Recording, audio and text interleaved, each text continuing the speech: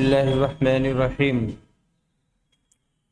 الحمد للہ رب العالمین الصلاۃ والسلام علی سید المرسلین محمد وعلی آلہ واصحابہ ومن تبعہم بإحسان الی یوم الدین وبعد۔ ناظرین السلام علیکم ورحمۃ اللہ وبرکاتہ۔ ہماری بحث چل رہی تھی ذات رسول میں غلو کا عقیدہ و عمل پر اثر۔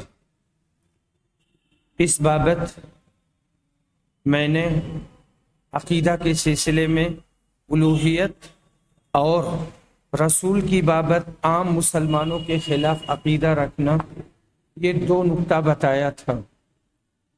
تیسرا نقطہ ہے محبت رسول کا غلط معنی اخذ کرنا۔ محبت کی بحث تفصیل سے گزر چکی ہے۔ اس کا معنی، اس کی علامتیں اور اس میں اضافہ کرنے والی چیزوں کو بیان کیا جا چکا ہے۔ غالی صوفیہ کے ہاں اس کا معنی آپ کی عبادت کرنا، آپ سے دعا کرنا، آپ سے سوال کرنا، میلاد پڑھنا، شرکیہ اشعار پڑھ کر آپ سے فریاد طلب کرنا ہے۔ اور جو دوسری بات تھی شرعی عبادات پر اثر، تو مسلمانوں کا یہ عقیدہ ہے کہ ایمان باللہ کے بعد سب سے بڑا عمل نماز اور اس کے ارکان اور اسلام کے ارکان ہیں۔ لیکن غالی صوفیہ کا یہ دعویٰ ہے کہ سب سے بڑا عمل وحدت الوجود اور اللہ کی ذات میں فنا ہونا اور حقیقت محمدیہ پر ایمان رکھنا اور گوشہ نشینی اختیار کرنا ہے۔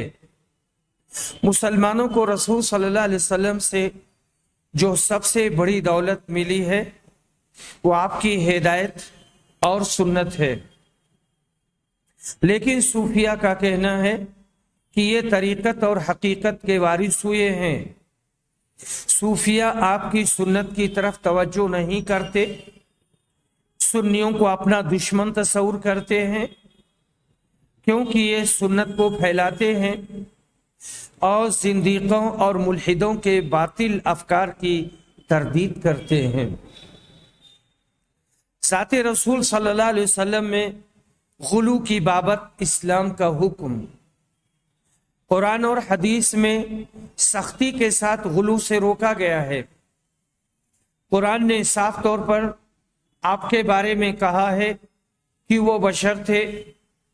یہ صراحت اس لیے کی گئی تاکہ یہودیوں نے عزیر علیہ السلام اور نصرانیوں نے عیسیٰ علیہ السلام کے بارے میں جس طرح غلو کیا تھا اس طرح اس امت کے لوگ غلو نہ کریں۔ اللہ تعالیٰ نے اہل کتاب کو خصوصی طور پر اور نصرانیوں کو عمومی طور پر غلو سے منع کیا تھا اور اس کے خطرناک انجام سے ان کو ڈرایا تھا۔ سورہ مائدہ میں فرمایا ہے قُلْ يَا أَهْلَ الْكِتَابِ لَا تَغْلُوا فِي دِينِكُمْ غَيْرَ الْحَقِّ وَلَا تَتَّبِعُوا أَهْوَاءَ قَوْمٍ قَدْ ضَلُّوا مِنْ قَبْلُ وَأَضَلُّوا كَثِيرًا وَضَلُّوا عَنْ سَوَاءِ السَّبِيلِ۔ سورۃ المائدہ آیت نمبر 77۔ کہہ دو اے اہل کتاب، تم اپنے دین میں ناحق غلو اور زیادتی نہ کرو اور ان لوگوں کی نفسانی خواہشات کی پیروی نہ کرو جو پہلے سے بہک چکے ہیں اور بہتوں کو بہکا بھی چکے ہیں اور سیدھی راہ سے ہٹ گئے ہیں۔ اسی طرح فرمایا یا اہل الکتاب لا تغلوا فی دینکم ولا تقولوا علی اللہ الا الحق انما المسیح عیسی ابن مریم وکلمتہ القاها الی مریم وروح منہ۔ اے اہل کتاب، اپنے دین کے بارے میں غلو نہ کرو اور نہ اللہ پر بجز حق کے اور کچھ نہ کہو۔ مسیح عیسیٰ ابن مریم تو صرف اللہ تعالیٰ کے رسول اور اس کے حکم ہے جسے مریم کی طرف ڈال دیا تھا، القا کر دیا تھا، اور اس کے روح ہیں۔ इन आयत में उम्मत मुहम्मदिया को इस बात की तंबीह की गई है कि ये भी यहूद व नसारा के मानिंद गलती ना करें और अपने नबी के बारे में गुलू ना करें और उनको न तो सिफात इलाही से मुत्तसिफ करें और न ही उनको अपने उस मकाम से ऊंचा उठाएं जिस पर अल्लाह ने उनको रखा है, और न ही आपको अपने मकाम से नीचे उतारें। अगर यह उम्मत ऐसा करेगी तो गुमराह हो जाएगी। इसी वजह से रसूल अकरम ने दीन में उमूमी तौर पर और अपने बारे में खुसूसी तौर पर गुलू से रोका है। हजरत अब्दुल्ला बिन अब्बास से आपने कहा था कि तुम मेरे लिए कंकरियां चुनकर लाओ। अब्दुल्ला चुनकर लाए। ये मटर के मानिंद छोटी छोटी थीं। आपने उनको अपनी हथेली पर रखकर झाड़ा, फूंका और कहा इसी तरह की कंकरियों से रमी करो। फिर फरमाया लोगों, दीन में गुलू ना करो, तुमसे पहले के लोगों को गुलू ने हलाक कर दिया था। शेखुल इस्लाम इब्न तैमिया रहमहुल्लाह कहते हैं इय्याकुमुल गुलू फिद्दीन आम है, अकीदा और अमल सबको शामिल है। अकीदा और अमल में नसारा सबसे ज्यादा गुलू करने वाले हैं। कुरान में इनको अल्लाह ने गुलू से मना किया है। कहा है ऐ अहले किताब, तुम अपने दीन में गुलू ना करो। इक्तिज़ाउ सिरातिल मुस्तकीम इब्न तैमिया सफ़ा नंबर 289-290। हजरत उमर रज़ियल्लाहु अन्हु से मरवी है कि आपने कहा था कि तुम मेरे बारे में ऐसे इतरा और गुलू न करना जैसे नसारा ने इब्ने मरियम के सिलसिले में किया था। मैं अल्लाह का बंदा हूं, इसलिए तुम मेरे बारे में कहो अल्लाह के बंदे और उसके रसूल। इस साफ शफाफ हदीस के बावजूद गुलू करने वाले इस हदीस से गलत माना करते हैं। वो ये कहते हैं कि हमें इस बात से मना किया गया है कि जिस तरह नसारा ने इब्ने मरियम को उलूहियत और रुबूबियत की सिफत से मुत्तसिफ कर दिया था, उस तरह मोहम्मद सल्लल्लाहु अलैहि वसल्लम को मुत्तसिफ न किया जाए। इसके अलावा उनकी तारीफ और तौसीफ चाहे जैसे की जाए दुरुस्त है।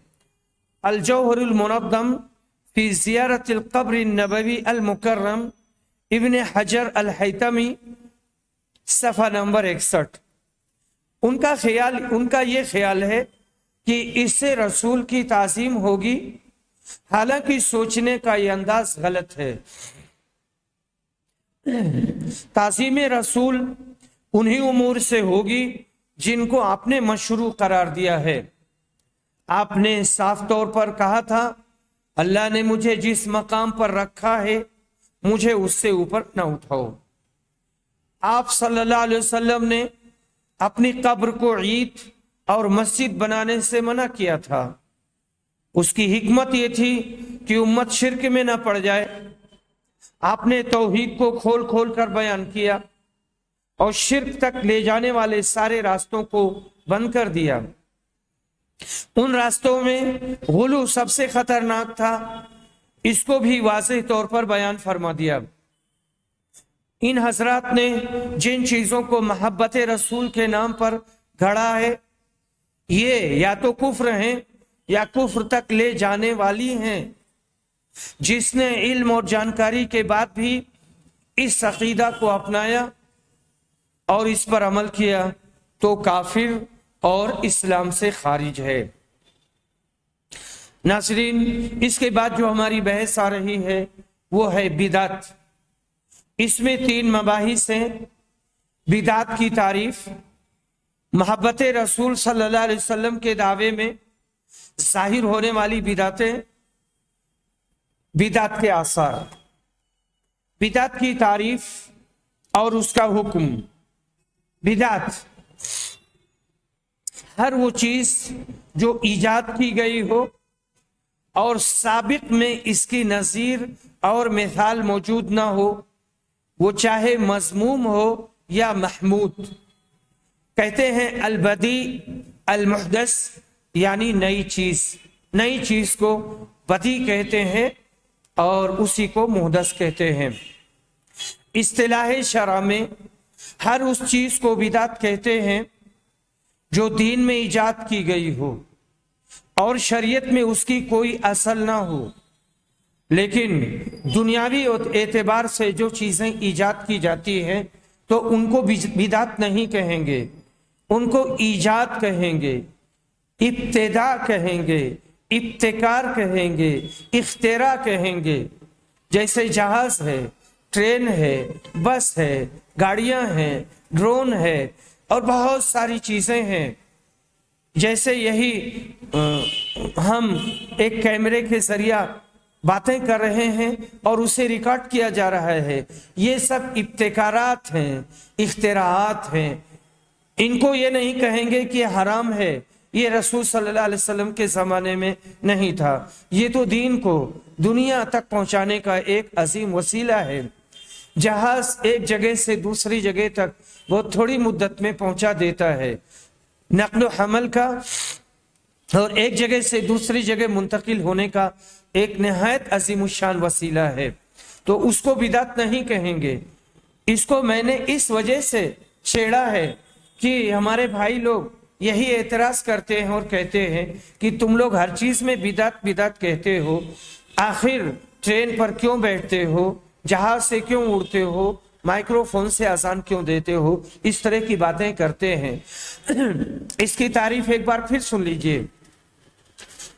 ہر اس چیز کو بدعت کہتے ہیں جو دین میں ایجاد کی گئی ہو اور شریعت میں اس کی کوئی اصل موجود نہ ہو. ہر بدعت مذموم ہے. بدعت محمودہ اور بدعت مذمومہ کی تقسیم صحیح نہیں ہے. یا بدعت سیئہ اور بدعت حسنہ دونوں ایک ہی ہیں. یہ چیز نہیں پائی جاتی ہے شریعت میں. اللہ تعالیٰ نے فرمایا ہے الیوم اکملت لکم دینکم واتممت علیکم نعمتی ورضیت لکم الاسلام دینا. سورہ مائدہ آیت نمبر 3. آج میں نے تمہارے لیے دین کو مکمل کر دیا اور تم پر اپنا انعام پورا کر دیا اور تمہارے لیے اسلام کے دین ہونے پر رضامند ہو گیا. آیت اس بات پر دلالت کرتی ہے کہ شریعت مکمل ہو چکی ہے، اس میں کمی یا زیادتی نہیں کی جا سکتی. نیز فرمایا وَأَنَّ هَذَا صِرَاطِي مُسْتَقِيمًا فَاتَّبِعُوهُ وَلَا تَتَّبِعُوا السُّبُلَ فَتَفَرَّقَ بِكُمْ عَنْ سَبِيلِهِ ذَلِكُمْ وَصَّاكُمْ بِهِ لَعَلَّكُمْ تَتَّقُونَ. سورہ انعام آیت نمبر 153. اور یہ دین میرا راستہ ہے جو مستقیم ہے، تم اس پر چلو اور دوسری راہوں پر مت چلو کہ وہ راہیں تم کو اللہ سے جدا کر دیں گی. اللہ نے تم کو اس کا تاکیدی حکم دیا ہے تاکہ تم پرہیزگاری اختیار کرو. صراط مستقیم وہی اللہ کا راستہ ہے جس کی طرف اس نے دعوت دی ہے اور یہی سنت ہے. اور سبل سے مقصود صراط مستقیم سے معارضہ اور اختلاف کرنے والے لوگ ہیں، یعنی اہل بدعت اور اہل الاہواء، ہوا پرست، خواہشات پرست، منمانی کرنے والے اور شریعت کی مخالفت کرنے والے. حضرت عبداللہ بن مسعود روایت کرتے ہیں کہ نبی اکرم نے اپنے ہاتھ سے ایک لکیر کھینچی، پھر فرمایا یہ اللہ کا سیدھا راستہ ہے. پھر اس کے دائیں بائیں لکیریں کھینچیں اور کہا یہ راستے ہیں، ان میں سے ہر ایک پر شیطان بیٹھا ہے جو ان پر چلنے کی دعوت دیتے ہیں. پھر یہ آیت تلاوت فرمائی وَأَنَّ هَذَا صِرَاطِي مُسْتَقِيمًا فَاتَّبِعُوهُ وَلَا تَتَّبِعُوا السُّبُلَ. بدعت کی مذمت میں بہت سی حدیثیں وارد ہوئی ہیں. ذیل میں ہم چند حدیثیں پیش کر رہے ہیں. حضرت ارباد بن بصاریہ بیان کرتے ہیں کہ ایک دن نبی اکرم نے فجر کی نماز پڑھائی اور ایک بلیغ خطبہ دیا. اس کو سن کر آنکھیں اشکبار ہو گئیں اور دل خوف زدہ ہو گئے. ایک صاحب نے کہا اے اللہ کے رسول، یوں لگتا ہے کہ جیسے یہ وعدہ کرنے والے کی نصیحت ہو، یعنی رخصت کرنے والے کی، اس لیے آپ ہمیں نصیحت فرمائیں. آپ نے کہا میں تم کو اللہ کے تقوی اور سمع و طاعت کی وصیت کرتا ہوں. اگر تمہارا حاکم حبشی غلام ہو تب بھی اطاعت سے دستکش نہ ہونا، یعنی اطاعت سے ہاتھ نہ کھینچنا. تم میں سے جو آدمی میرے بعد زندہ رہے گا وہ بڑا اختلاف دیکھے گا. تم میری سنت اور ہدایت یافتہ خلفائے راشدین کی سنت کو لازم پکڑو، اس کو مضبوطی سے تھام لو، اور دیکھو بدعتوں سے بچنا، پرہیز کرنا، کیونکہ ہر نئی چیز بدعت ہے. ہر نئی چیز کا مطلب ہے دین میں ہر نئی چیز بدعت ہے، اور ہر بدعت کا انجام دلالت اور گمراہی ہے. اس نقطے کو بہت زیادہ سمجھ کے چلیے ناظرین، اس لیے کہ یہ جو ہمارے بھائی لوگ ہیں اس یہاں آ کر کے ٹانگ اڑاتے ہیں، اختلاف کرتے ہیں، اور نئی چیز پر اسی دنیاوی ایجادات کو پیش کر دیتے ہیں اور سامنے والے کو خوب پریشان کرتے ہیں. تو یہاں جو بدعت ہے وہ دین میں نئی چیز ہے، باقی دنیاوی اعتبار سے ہر اس چیز کو ایجاد کرنے کا شریعت نے حکم دیا ہے، قرآن نے حکم دیا ہے جو انسانیت کے لیے مفید ہو. لیکن اگر انسانیت کے لیے نقصان دہ ہے تو پھر وہ مطلوب نہیں ہے، محمود نہیں ہے، مذموم ہے. مسلم کے ایک لمبی حدیث میں ہے فَإِنَّ خَيْرَ الْحَدِيثِ كِتَابُ اللَّهِ وَخَيْرَ الْهَدْيِ هَدْيُ مُحَمَّدٍ صلی اللہ علیہ وسلم وَشَرَّ الْأُمُورِ مُحْدَثَاتُهَا وَكُلَّ مُحْدَثَةٍ بِدْعَةٍ. صحیح مسلم جلد نمبر 2 صفحہ نمبر 592. سب سے بہترین حدیث اللہ کی کتاب ہے. یہ بھی غور کریں کہ اللہ کی کتاب کو حدیث کہا گیا ہے. سب سے بہتر ہدایت محمد صلی اللہ علیہ وسلم کی ہدایت ہے. سب سے برے امور نئی ایجاد کردہ چیزیں ہیں، اور ہر بدعت ضلالت ہے، گمراہی ہے. حضرت عائشہ رضی اللہ عنہا روایت کرتی ہیں کہ رسول صلی اللہ علیہ وسلم نے فرمایا تھا کہ جس نے ہمارے دین میں کوئی نئی چیز ایجاد کی جس کا تعلق اس دین سے نہیں ہے تو مردود ہے. حدیث کا مفاد یہ ہے کہ دین میں ایجاد کی گئی ہر بدعت مردود ہے، چاہے اس پر عمل کرنے والے نے خود اس کو ایجاد کیا ہو یا اس سے پہلے کوئی دوسرا اس کا موجد رہا ہو. ہر وہ کام جس کا حکم اللہ اور رسول نے دیا ہو تو یہ غیر مقبول ہے. ہر وہ کام جس کا حکم اللہ اور رسول نے نہ دیا ہو تو یہ غیر مقبول ہے. اس کو عامل کے منہ پر مار دیا جائے گا. آپ صلی اللہ علیہ وسلم نے فرمایا ہے فمن رغب عن سنتی فلیس منی. جامع العلوم والحکم صفحہ نمبر 52. جس نے ہماری سنت سے اعراض کیا وہ ہم میں سے نہیں. محبت رسول کے دعوے میں ظاہر ہونے والی بدعتیں. ذات رسول میں غلو کی وجہ سے عقائد اور عبادات میں بدعتوں نے جنم لیا. بدعتیوں نے ان کو رسول سے محبت کرنے کے دعوے میں ایجاد کیا. وقت کے گزرنے کے ساتھ ساتھ ان بدعتوں نے ترقی کی اور ان میں اضافہ ہوتا رہا. اس بابت ذیل کی تفصیل ملاحظہ فرمائیں، ہم اسے پیش کر رہے ہیں. صوفیہ کا دعویٰ کہ یہ رسول کو حالت بیداری میں دیکھتے ہیں. صوفیہ اس بات پر یقین رکھتے ہیں کہ نبی صلی اللہ علیہ وسلم اپنی وفات کے بعد زندہ ہیں.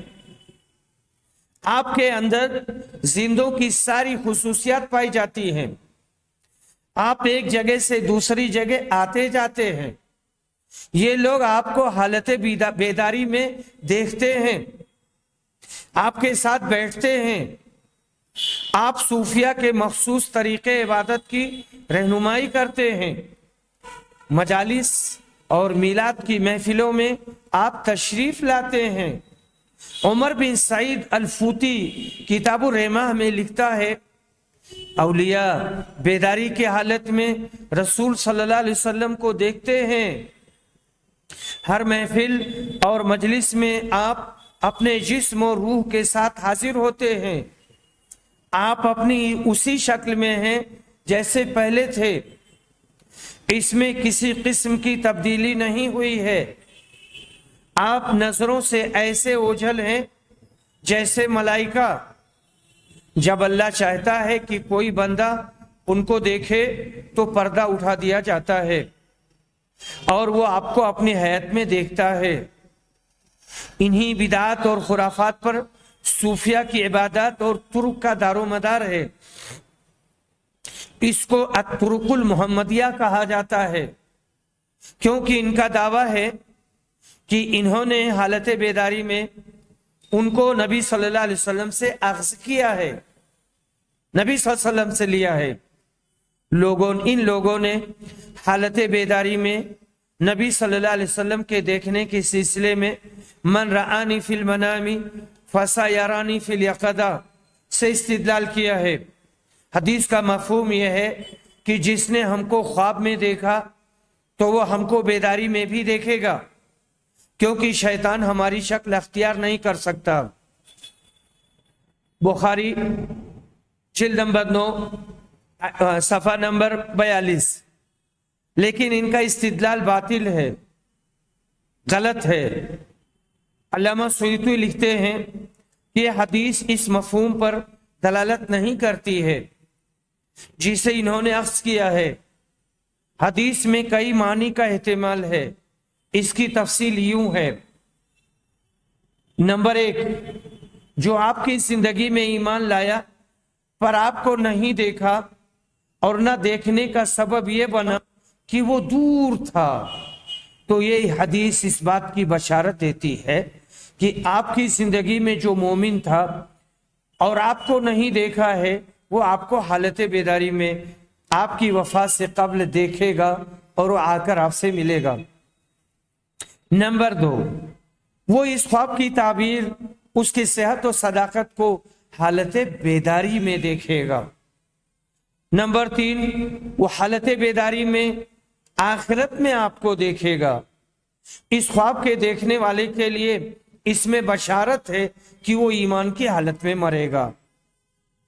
یہ 3 معنی علامہ سیوطی نے بیان کیا ہے. نبی صلی اللہ علیہ وسلم کا غیر مشروع وسیلہ لینا.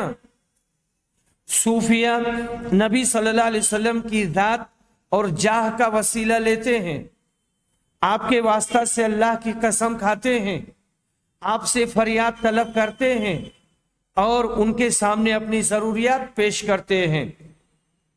نبی کا وسیلہ جائز وسیلہ، ناجائز وسیلہ. بغیر وسیلہ کے کوئی بھی کام نہیں ہو سکتا. وسیلہ تو مطلوب ہی ہے، لیکن جن وسیلوں کا ہم انکار کرتے ہیں یا اہل الحدیث جن وسیلوں پر نکیر کرتے ہیں، اعتراض کرتے ہیں، انکار کرتے ہیں، یہ وہ وسیلے ہیں جو قرآن سے ثابت نہیں ہیں اور حدیث سے ثابت نہیں ہیں. اللہ اور اس کے رسول نے اس کی تردید کی ہے، اسے منع کیا ہے. جائز وسیلہ، آپ پر ایمان اور آپ صلی اللہ علیہ وسلم کی اطاعت و فرما برداری کا وسیلہ لینا. آپ پر ایمان اور آپ صلی اللہ علیہ وسلم کی اطاعت و فرما برداری کا وسیلہ لینا، یہ وسیلہ ہر مسلمان پر ہر حالت میں فرض عین ہے.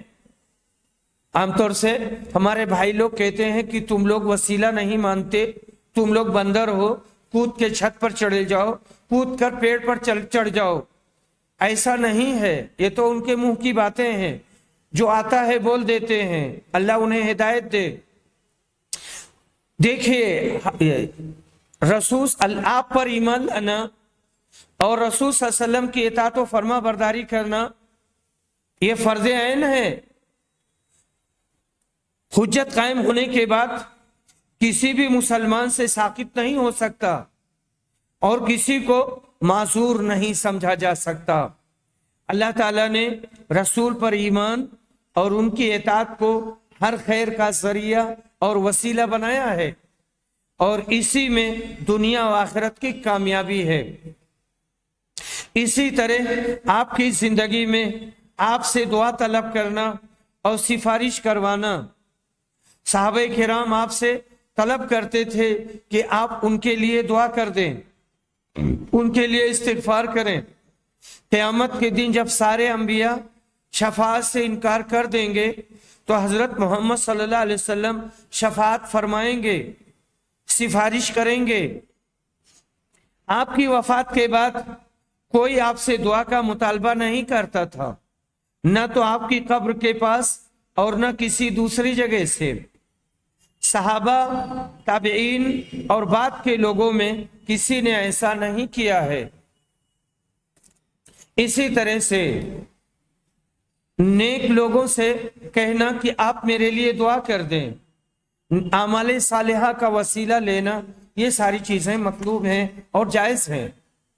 नाजायज वसीला नबी सल्लल्लाहु अलैहि वसल्लम की जात और आपकी जाह का वसीला लेना और आपके वास्ता से अल्लाह से दुआ करना, जैसे बेहक्किन नबी, बेजाहिन नबी, नबी के जाह से, नबी के वसीले से।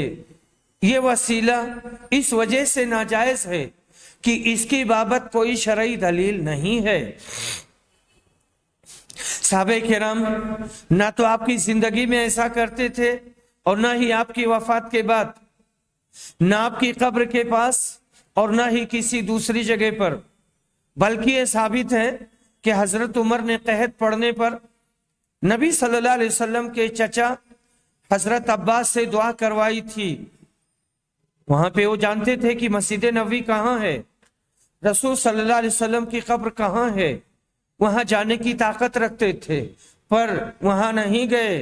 रसूल सल्लल्लाहु अलैहि वसल्लम से कोई मुतालबा नहीं किया, आपके चचा के पास गए और उनसे मुतालबा किया और कहा कि आप दुआ कीजिए, आप रसूल सल्लल्लाहु अलैहि वसल्लम के चचा हैं। ये लोग कुरान और हदीस से बहुत सी दलीलें पेश करते हैं। गैर मशरू वसीला के कायलीन की बास दलीलों का जायजा। ये लोग कुरान और हदीस से बहुत सी दलीलें पेश करते हैं। उनमें से बात ये हैं, या अय्युहल्लज़ीना आमनुत्तकुल्लाह वब्तगू इलैहिल वसीला, सूरतुल माइदा आयत नंबर 35।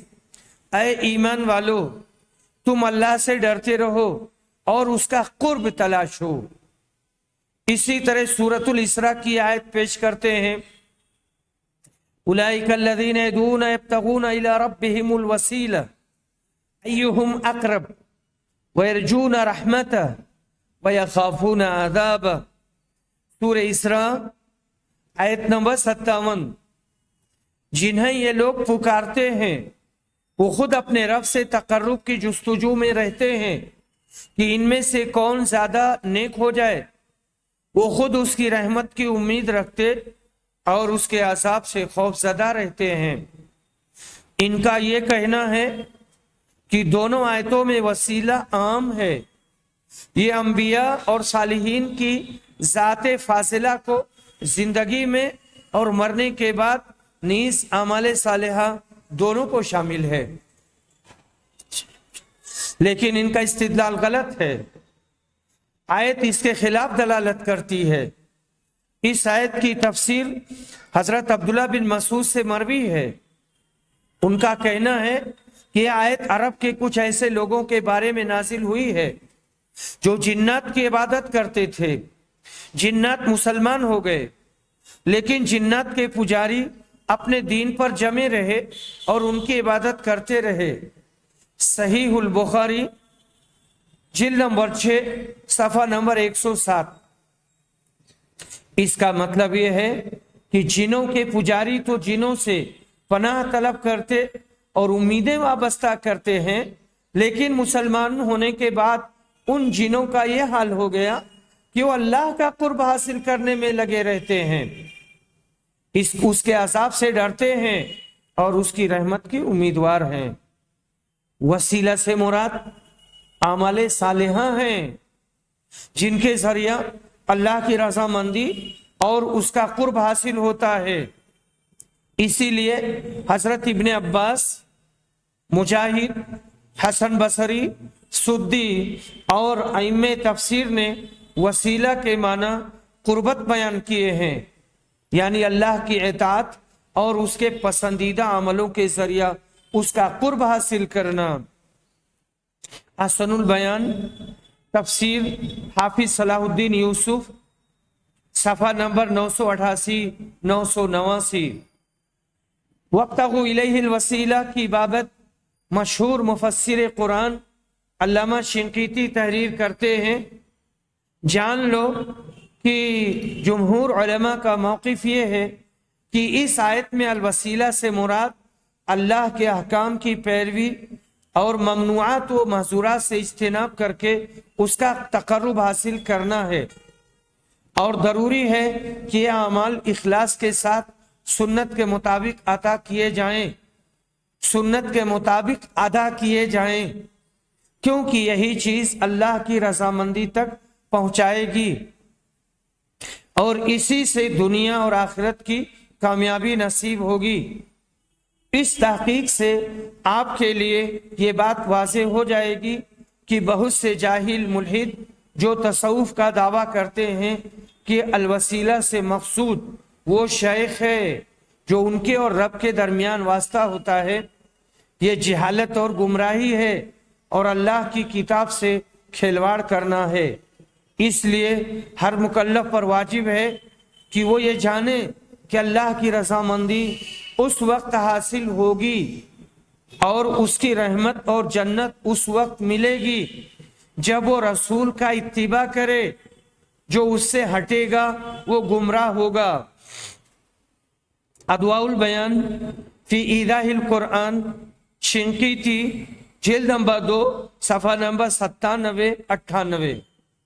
مستدرک حاکم کی اس حدیث سے بھی استدلال کرتے ہیں، جس کا مفاد یہ ہے کہ آدم علیہ السلام نے گناہ کا ارتکاب کرنے کے بعد نبی صلی اللہ علیہ وسلم کا وسیلہ لے کر دعا کی تھی۔ اللہ تعالیٰ نے ان سے پوچھا تھا کہ تم نے ان کو کیسے جانا جبکہ میں نے ان کو ابھی پیدا نہیں کیا ہے؟ تو آدم نے کہا کہ اے اللہ، جب تو نے مجھے اپنے ہاتھ سے بنایا اور مجھ میں اپنی روح پھونکی تو میں نے سر اٹھایا، دیکھا تو عرش کے پایا پر لا الہ الا اللہ محمد رسول اللہ لکھا ہوا تھا۔ میں سمجھ گیا کہ تو نے اپنے نام کے ساتھ اپنی مخلوق کے سب سے محبوب آدمی ہی کو جوڑا ہے۔ اللہ نے کہا آدم تم نے سچ کہا، وہ مخلوق میں میرے سب سے چہیتے ہیں، ان کے صدقہ تم دعا کرو، میں تم کو معاف کر دوں گا۔ اگر محمد نہ ہوتے تو میں تم کو پیدا نہ کرتا۔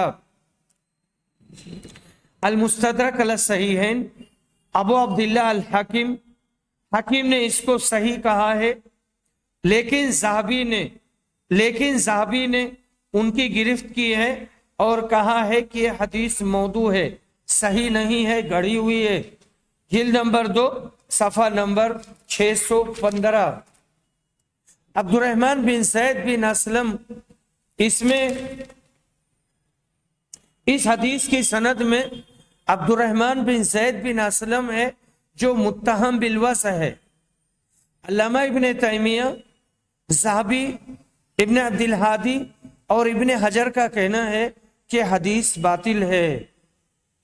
وآخر دعوانا الحمد للہ رب العالمین۔